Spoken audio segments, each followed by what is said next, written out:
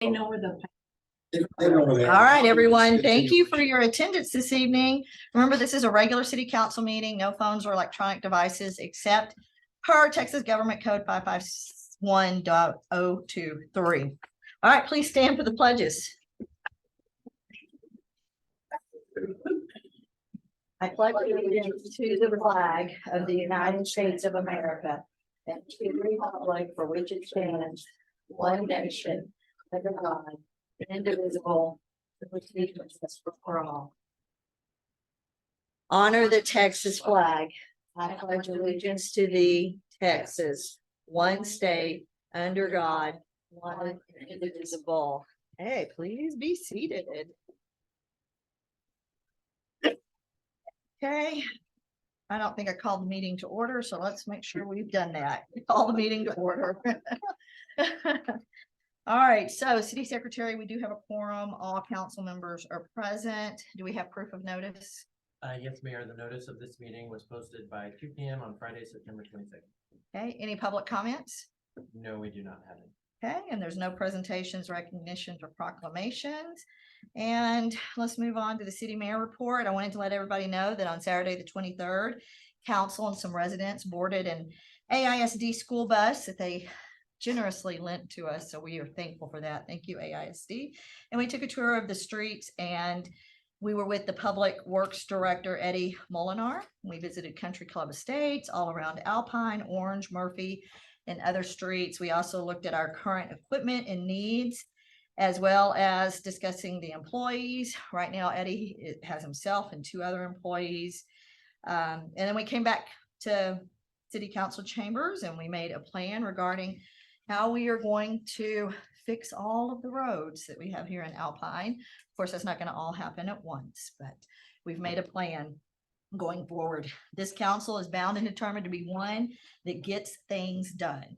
And so we're going to take care of business. Council has also been tasked to provide feedback to the city secretary and city manager regarding Chapter 23, which is how we run and operate our meetings. So we are also looking at that, how they are conducted, the order of agenda, procedures for resident participation, procedures to ensure that we are considerate of everyone's time, with time limits on things such as comments, presentations, city staff updates, and reports. Of course, complicated and tough issues are going to require time, but they don't occur in one council meeting. Complicated and tough issues require several council meetings. So we'll probably talk about this a couple of times. Just different things that council is sending as feedback to the city secretary and city manager.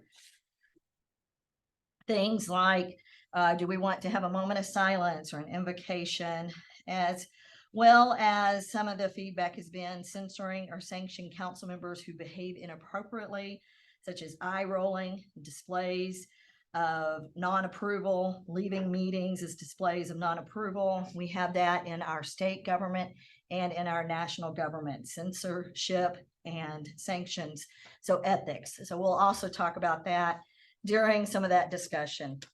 With that, I'm finished. City attorney, none. City manager, none. City staff, none. Let's move to public hearings. We're opening public hearings at 5:33 p.m.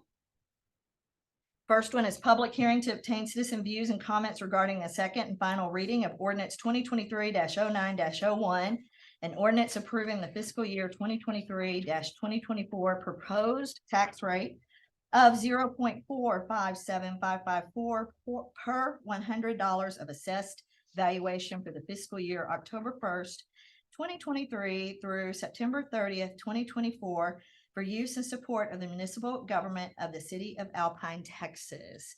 Do we have anyone here who would like to speak? Okay, seeing none, we're moving on to the second public hearing. Public hearing to obtain citizen views and comments regarding the second and final reading of ordinance 2023-09-02, an ordinance amending the city of Alpine fiscal year 2022-2023 budget, providing repealing and severability clauses, a Texas Open Meetings Act clause, and providing an effective date. Is there anyone here to speak on behalf of this? Okay, seeing none, I'm going to close the public hearings at 5:35 p.m. And we're going to move on to the consent agenda. City Secretary? Thank you, Mayor. Tonight's consent agenda has one item. Item one, approval of Gibson Ruddock Patterson LLC letter of engagement for fiscal year 2022-2023 annual audit. Okay, I need a motion. I so move. I need a second. So I'd like to pull that out. Okay. All right, so we're going to pull that out. It's the only item on the consent agenda. So let's move into discussion. So, I presume we can talk about it, even though we don't have a motion to pass it. Okay, so my question is, when is the last time we actually changed auditors, not the firm, the audit person who's gonna audit? So we've actually had different auditors within the firm every year. Marlene's the main point of contact, but we've had a variety of assistants working on different aspects of the different parts of the city every year. Okay, so we feel pretty good about objectivity in terms of someone not being involved, even though Marlene's always involved. Yes, the changeover is why we get so many management points. Because they all come back with different suggestions to do better. Okay, the other question I had is in terms of what did it cost us last time? It's $127,000 this time. Is it gone up? So we have budgeted for the current for 22, which I am the reason why it hasn't been finished, just so everyone understands, not the engager, Yeah. the firm. 175. They have exceeded that amount, haven't requested to be paid the difference, but because Gatsby initiated new requirements for reporting leased items, they've had to do a lot of extra work, because we weren't prepared as a city to also get all of that information to them. So they've always stayed within what we budgeted. We've budgeted for this next fiscal year for this year's audit, 175 as well. We will probably have to amend it on account of we will have to have a single audit because we have exceeded the 750,000 federal threshold. Thank you. That's my questions. Okay. Any other discussion, Martine? No. Yeah. Rodriguez? Okay, all right. So let's take a vote. All in favor of approving consent? We already had the motion. We need a second. Oh, okay. I'll So- second it. okay. All right, so let's take a vote to approve Gibson Ruddock Patterson LLC letter of engagement for fiscal year 2022-2023 annual audit. All in favor, please raise your right hand. Okay, it passes unanimously. City Secretary. All right, no information or discussion items. Let's move on to action items. The first action item, if you would read that, please. This belongs to City Manager. Approve the second and final reading of ordinance 2023-09-01, an ordinance approving the fiscal year 2023-2024 proposed tax rate of 0.457554 per $100 of assessed valuation for the fiscal year October 1st, 2023 through September 30th, 2024 for use in support of the municipal government of the city of Alpine, Texas. Okay, I need a motion. I move that the property tax rate be decreased by the adoption of a total tax rate of 0.457554, which is effectively less than a 1% decrease. Can't hear you. Can't hear you. Thank you, Walt. Which is effectively less than 1% decrease of the tax rate by the adoption of ordinance 2023-09-01 for fiscal year 2023-2024, which includes as part of the total tax rate 0.426376 for maintenance and operations and $0.031178 for debt service. Okay, thank you. I need a second. Second. Okay, any discussion? Councilmember Stokes, Rodriguez? Yes, Dante, Stevens? We had a great discussion in the last city council meeting in the workshop, so I think we pretty well got it sorted through. All right, let's vote. All in favor? Can we get of- a roll call on that? Yes, yeah. Okay, so we'll roll call all in favor to move that the property tax rate be decreased by the adoption of a total tax rate of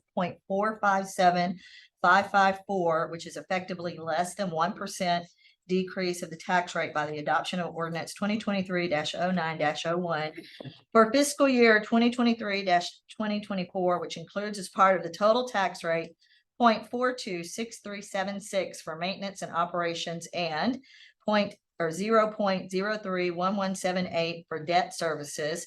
Let's roll call vote. Councilmember Stokes, For. Councilmember Rodriguez, For. Councilmember Nance, 4. Councilmember Sadate, 4. Councilmember Stevens. 4. Okay, City Secretary, it was unanimous by roll call. So we have approved that the property tax rate be decreased by the adoption of a total tax rate of 0.457554, which is effectively less than 1% decrease of the tax rate by the adoption of ordinance 2023-09-01 for fiscal year 2023-2024, which includes as part of the total tax rate 0.426376 for maintenance and operations and 0.031178 for debt services. All right, moving on to action item number 2, City Manager, if you would read that, please. Approve the second and final reading of ordinance 2023-09-02. An ordinance amending the City of Alpine fiscal year 2022-2023 budget, providing repealing and severability clauses, a Texas Open Meetings Act clause, and providing an effective date. I need a motion.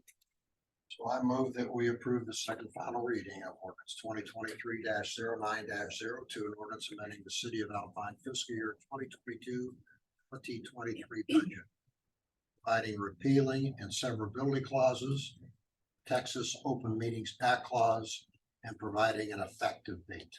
Okay, thank you. I need a second. Second. Any discussion? Councilmember Stokes?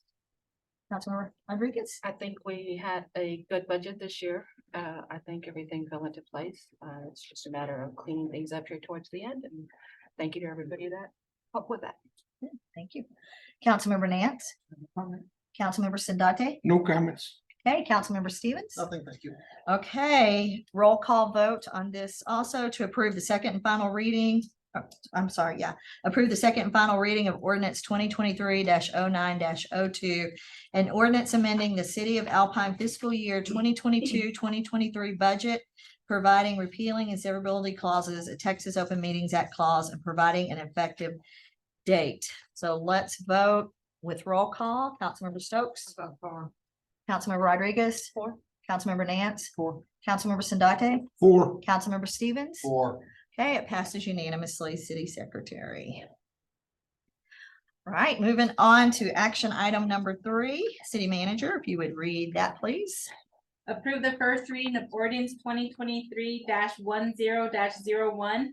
An ordinance amending chapter 74 Parks and Recreation, Article 1 in general to the Alpine Code of Ordinances, amending and establishing rules and regulations for all city parks, providing for the establishment of an event permitting process to be approved by a council resolution, providing the establishment of up to a $500 penalty per occurrence for violations of the ordinance. Okay, I need a motion. Okay. I need a second. Second. Okay, any discussion? So one of the items that was tasked of the Parks Board was to update the Parks Ordinance. And there were several areas to be considered as part of the ordinance, including event permitting, use of alcohol within the parks, fees associated to the parks. And then the rules and regulations of the parks and ensuring that the signage, are we gonna look at all parks the same? Are we, in our current ordinances, each one has its own little caveat, Medina has one set of rules, Coconut another. So for the past about 8-9 months, Karen Cantrell, who's now the Parks Chair, and the Parks Board members have been working on that. They've provided several suggestions. And what you see is the first draft of that ordinance. Good, thank you, Karen. And thank you to the Parks Board members for all your hard work. Any discussion? Oh, yeah, discussion. I would like to discuss on this. I would prefer to table this one actually after a little bit of discussion, because I do think everything looks really good in here and thank them for the work. I'm actually ex officio on that board. But I was actually talking with Gio a little bit on this, and something that didn't dawn on me was that we'll be doing, we've budgeted in for signage on, for this year. And a lot of that signage rules and stuff are gonna come out of here, like, hours and everything else. So we did do a reading on this and everything else, but like you had mentioned, this is version 1 of this. I would prefer to table it, send it back, and then that way the park board can look a little deeper and basically cross-reference and verify with, seeing what we're gonna be putting on the signage. Yeah. It didn't dawn on me when we were originally talking about it. Right, okay.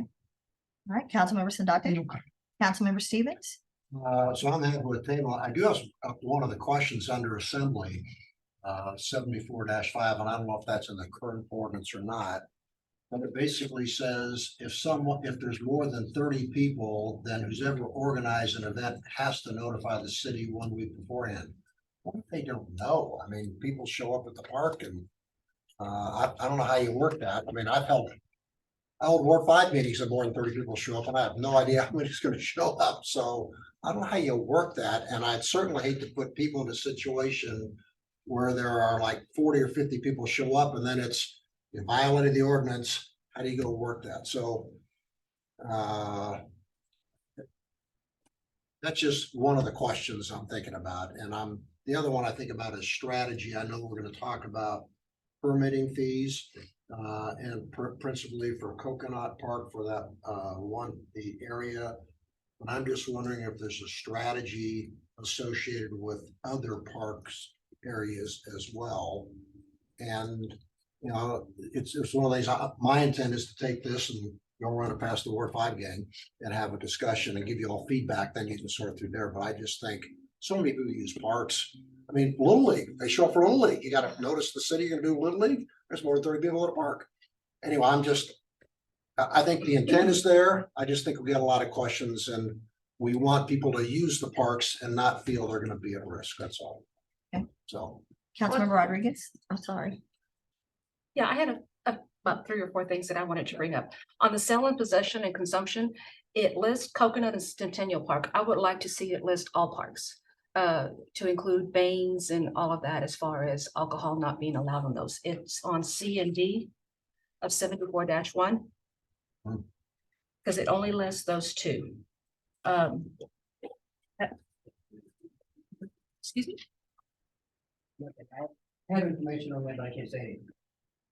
Well, you can come up in just a moment. Yeah. I'll allow Okay, that. also on 74-4 on the entrance and user fees.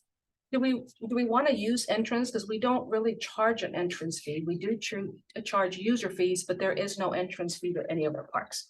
So that's something else that I thought. On 74-10 on weapons and firearms. What was the thinking behind when otherwise authorized in writing by the police, by the chief of police, or where the use is expressly allowed? I mean, what would we be using firearms for? What would be expressly allowed in the park to where we would have, I mean, I just don't feel that we need to have firearms there at all. I don't know if Daryl wants to chime in on this, but I don't know. That's new to me. I don't know whether there would be a reason for him to give anybody permission to carry a firearm in a park. And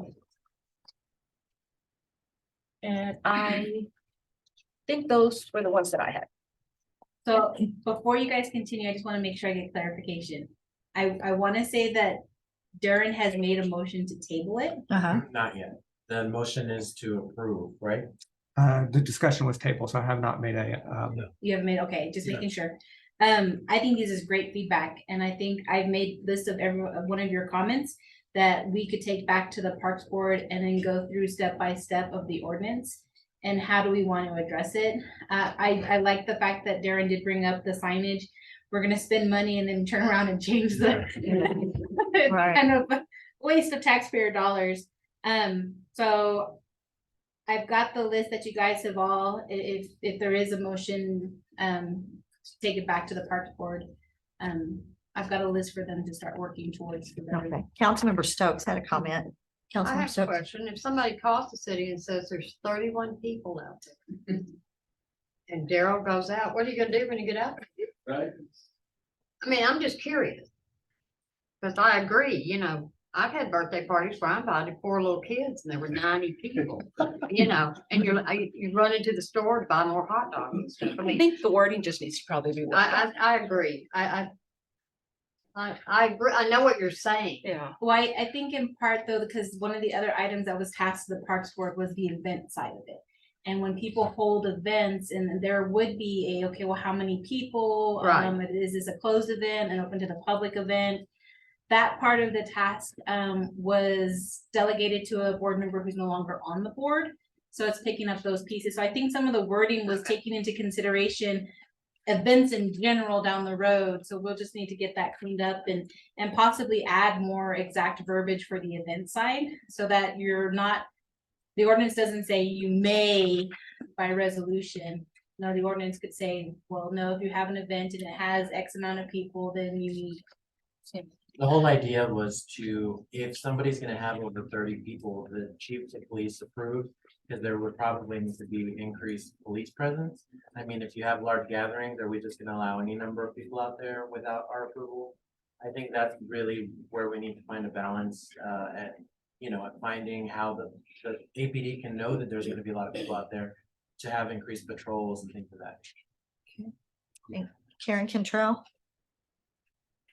our Parks Board Chairman. Thank you, council. I want to address what Chris was talking about. Right now at every park except Coconut, there is a sign, well, not every park, but the big parks, but Coconut. There's a sign and generally within the first 3 comments or ordinances on that sign, it says no alcohol allowed. It's there is, even in the old ordinance, it said no alcohol was allowed in any of the parks. So there is no alcohol allowed in any of the parks. And there are signs right now on the major parks that say that. Centennial, Baines, Juan Medina, American Legion. Those are signs that we're going to update with the new verbiage. So I that's just wanted to great. point that I out. would still like to include it in here because the Yes. ordinance is the one that's going to, everything is gonna stand on. I understand that, but I just wanted you to know that there are signs right now. Yep. Okay, thank you. Another thing that wasn't addressed, I don't know if it's been brought up or what, during this part, will we be addressing who will be able to use the facilities without any charge? So I think that's that part would of be the number 4. next item. Yeah, number 4. Unless you want it specifically in the ordinance that provides any type of exception. Because right now, the way it's worded, it says that those will be set by resolution. And so the resolution can obviously change quicker than an ordinance. So it really, Okay, so there is some, did I miss that? There is something in there that, the fees will be set by resolution. It's in Okay, the I next see what you're- action item, okay, number 4. but not necessarily It's not. who will be used. Okay, Correct. that's fine. Okay, any other discussion? Okay, so we have a motion on the floor to table it. I'll make a motion to No. table this. Oh, we have- Now you do. I'll Okay. second. Okay, you second. All right, any discussion about tabling?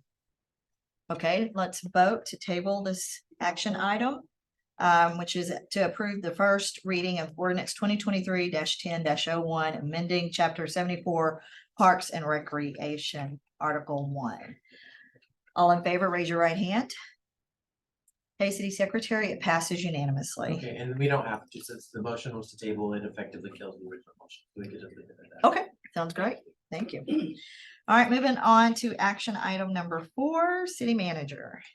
Approve resolution 2023-09-23, a resolution approving a recommendation for Parks and Recreation facility fees as recommended by the Parks and Recreation Board. I need a motion. Make a motion to approve resolution 2023-09-23, a resolution approving a recommendation for Parks and Recreation facility fees as recommended by the Parks and Recreation Board. I need a second. Okay, discussion. So as part of cleaning up the ordinance and one of the recommendations from Park as a task was what we charge the different facilities that would ideally fall under Parks and Recreation. The one that is being addressed currently is the pavilion. That is the large covered facility located at Coconut Park. Currently, we charge $25 a day with no deposit for just complete use. The recommendation is to split it to allow for multiple uses, once in the morning and then another time period in the evening. This will also require one of our staff members to come in and clean up between the two, which is why we included the $75 deposit, which is refundable, no, $25. 75, 40 for half a day, 40 for the other half, 75 for the full day, and then $25 deposit. The deposit would, if the individuals didn't clean up after themselves, would help cover the cost of the city cleaning up for them. So there is no recommendation in regards to the Civic Center. Well, I guess there is. The recommendation for the Civic Center is to keep the same, to not make the changes with that. So those are the two recommendations that were provided by the Parks Board. Refresh our memory, what is it for the Civic Center right now? I'm gonna have to have Gio because I have not looked at it. The rental Okay. rates for the Civic Center, it's currently for the general public 500. It's much, how do I say, more cost effective for government rate and nonprofit, I believe it's 100. And then you have your $200 deposit as well. Okay. And then it's gonna be, if you're gonna have alcohol, then we require security. Sure. Officers at $60 an hour. Good deal. Okay, I think the question was brought up like with Kiwanis waiving that fee. I get why they want to waive it. So this is an item that was sent to you guys to add to the discussion this evening, in regards to nonprofits or specific entities.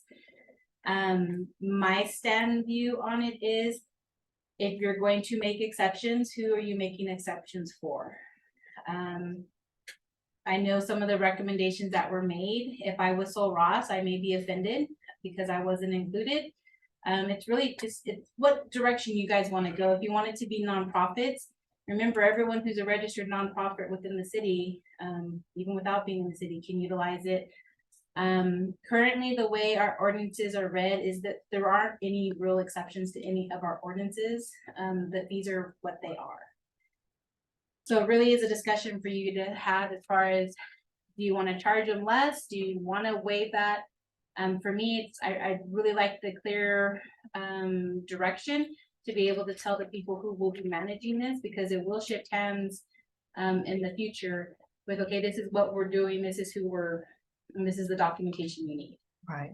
So for example, are we waiving for all nonprofits, including Lions? Are we waiving for the school district? Or we, yeah, And you have to take in consideration, AISD is the, you know, obviously the big school district, but you also have the Christian school. true. And And the, Montessori. yeah, Montessori. If any- Go ahead. I was just gonna say, we get requests to waive it often for many reasons, and even if the resolution just included a policy, then no request will be waived, or the city manager or the city secretary has the authority to waive it. I just think we need clarification in general, whatever way. Well, if we do that, then of course it's putting Bless it you. on y'all. And I don't. Why did you make that decision Right. Right. on those people and not on us? Okay. And so I that's would say why, don't waive any. that's why To we me, have- it's all or nothing. Councilmember Stevens? How many times do people rent it out each year? What's the data tell us? your busiest season is gonna be the summer with the pool. Yeah, no, I'm just asking how many times, but I mean, clearly we know it gets from the last year. Do we have any idea? We have the data available. I've collected it for parks and I provided that to them, so it is available. I can get it to you. $1,500 a year for most. You- For most of Do you remember how many times about? No, I don't know how many times, but. It's usually in the $25 weekend. a pop, you can figure that out. So, okay, so $1,500 is what we brought in? And that's just for parks, It's just for the pavilion. just for the pavilion. So 1,500 divided by 25 is the number, isn't it? Okay, so 60 times. And we did, I was Parks Chairman at that time.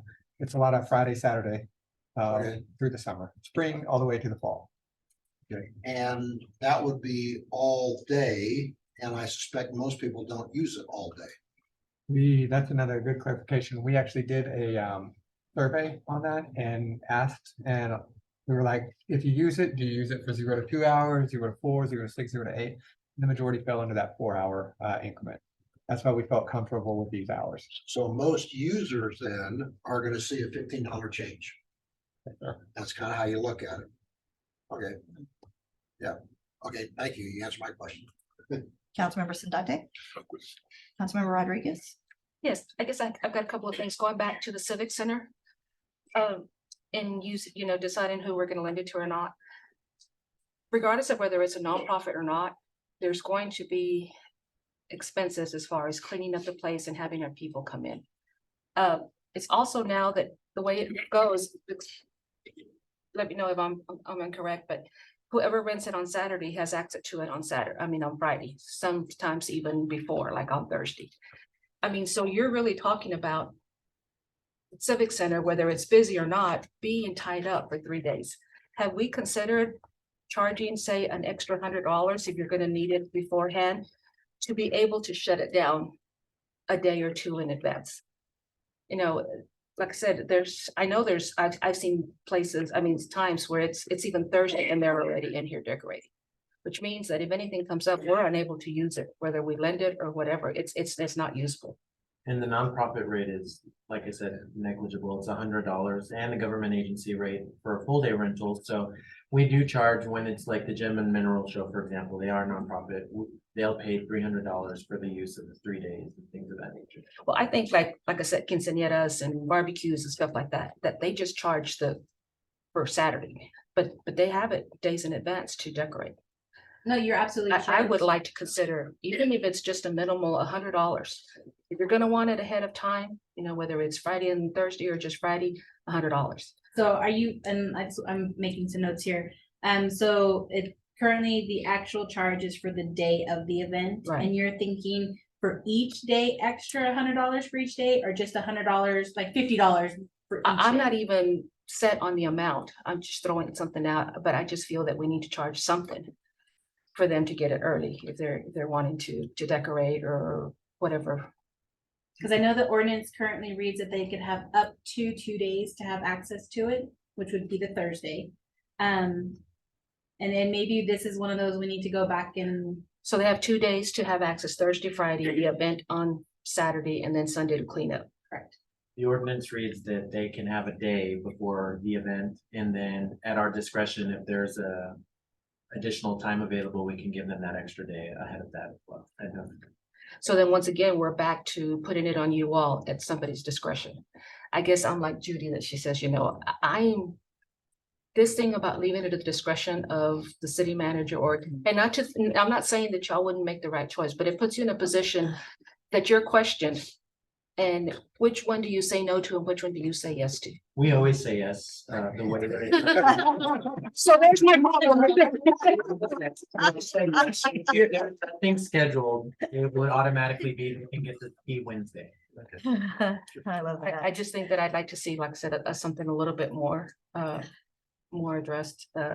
We have a lot of facilities and a lot of things that are being used, like, we're not taking into account anything like the athletic complex, stuff like that. Nothing of that was addressed. There's a lot of times that I know, I don't have any issue with the Little League and them using, but there's a lot of times that it's used for tournaments and stuff like that. We don't get anything out of that, yet our employees have to go back and pick this up and make sure that everything was left right come Monday morning. So I'd like to see a little bit. And even if they Okay. forfeit the $200 deposit, I mean, I really don't think sometimes that it covers the cost It doesn't, at all, but like I said, especially for the nonprofit. I'd like to see some of that, some So more. it sounds like, kind of you guys are all on the same page and agreeing with possibly taking this back for further discussion. Yes, ma'am. I think so. One thing I might mention on discussion on that was, because I was tasked with this on Parks Board, we didn't update the Civic Center rentals because they had been updated in 2021, I believe, 2022. 2022, so very recently. So we thought that they would be, that the previous council had pretty much stated what they had thought on it, but totally, taking this back to table or even dropping it as a task for back to the Parks Board was still on their task list, I guess. Yeah, it'd still be on their task list for further, but now we've got some more insight on the direction as far as council, because we all kind of think differently, so. And I do have some instruments too for that. So what is it now? I know it before it was because we had somebody that carried the license that actually, so now it's a BYOB type thing? Yes. They can't sell. They have to be licensed through the TABC to sell here. So if they get if they get approval essentially from TABC, they can sell, but otherwise they can only give it away. And that was changed because of the pandemic. And is the $60 for an hour for security, is that paid to the city and then we provide or? It has to be a PD officer. Yeah, so we get paid by them and then we pay the officers for the time that they act. And Daryl, two has been pretty good on that? 2 officers? It matters the event. We have at least one. But.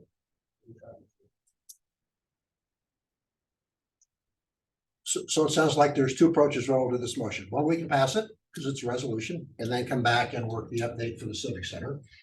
Or we can table it. Okay, so I need a motion. The motion We already on have the a motion. table already is to approve. Uh-huh. So if y'all wanted to possibly postpone, or table it, y'all can certainly do that as well. I'll call for the question. All right, so we're gonna move to the question. We had a motion, a second. We've had our discussion. So all in favor of approving resolution 2023-09-23. A resolution approving a recommendation for Parks and Recreation facility fees is recommended by the Parks Board. Please raise your right hand. Okay, so City Secretary, we have approval from Councilmember Stokes, Nance, Sandate, and Stevens. All who do not approve passing this resolution, raise your right hand. And then Councilmember Rodriguez, or no. So, and I presume there's further action. The Parks Board is going to take it back to go address the question that Chris is raising. So actually, there's multiple things. Yeah, a whole bunch of them, yeah. Yeah, because we So- need to address nonprofits, Yep. the Civic Center and this. So what that allows is you start charging immediately. And then the rest of the stuff will come back. But as far as the intent for the policy to waive for anybody, that actually wasn't amended. So, I mean, I pretty much got from you all that not to waive it, right? Right, Is that correct? but it's gotta come back to us. Okay, yep. Thank you. And I don't see why you couldn't do an extra charge if you're letting them in there early and then they come in another day to clean it up. Even if it's a half rate. We're discussing outside of. I know. Go ahead and. Okay, To the so next move into item. action item number 5, City Manager, please read. Approve the fiscal year 2023-2024 tax agreement with Brewster County. I need a motion. I move that we approve the fiscal year 2023-2024 tax agreement with Brewster County. I need a second. Any discussion? City Manager? This is just a formality. We have an agreement with them every year to collect the taxes. They do increase what they charge us every year by about 5%. Otherwise, we would have to hire and provide our own tax collector to collect all of our taxes. So we pay the county to do all of that for us. And they send out they send out the letters, they collect the taxes, they make the deposits, they keep the reporting, they have the software. So it's kind of an important thing for us right now. You said it's about 5%. They increase 5%. They increase. Yes. So every year there's an increase of 5%, and that's in line with pretty much all of our agreements. 22,000, it's cheap. So discussion, more discussion. Okay, we're good. All right, let's call for the question. All in favor, please raise your right hand to approve fiscal year 2023-24 tax agreement with Brewster County. City Secretary, it passes unanimously. All right, moving on to council member comments. Councilmember Stokes. Oh, I'm just glad we're done with budget and numbers. Maybe now we can have fun meeting. Okay, Councilmember Rodriguez. I just want to remind everybody of National Night Out next Tuesday at 6 o'clock at Coconut Park. Please go out and support our local law enforcement. And also want to thank the school district, not only for lending us the bus, but also a bus driver. Councilmember Nance. Councilmember Sandate. See, I like the workshop we had on Saturday on the streets, Uh-huh. but it's kind of scary to know that Eddie's gonna retire in a year and a half. Yes. I don't know. Acknowledge that. Yeah, that is scary, but at least we know. Yeah. Councilmember Stevens? I'd like to echo the comments. I have one additional one. I want to thank the water team for being out there past 3 o'clock in the morning Yes, to get our water line fixed. yes. That was an 8-inch line. They replaced, what was it, 6 or 7 feet of pipe. I got out there at midnight. Yeah, I finally said I've had enough, and one of the challenges we are talking about. It was a good thing the moon was out there so they could actually goodness. see what was going on. Yeah. So. When the water cleared the area for them, so they could see exactly Oh, what the flag was. Morning, well, thanks to the water. Thanks, Chris.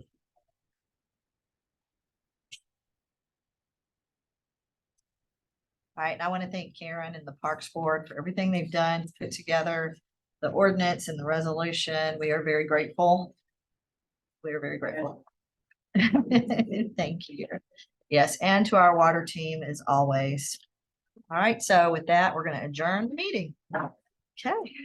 Yeah, look at that, 6.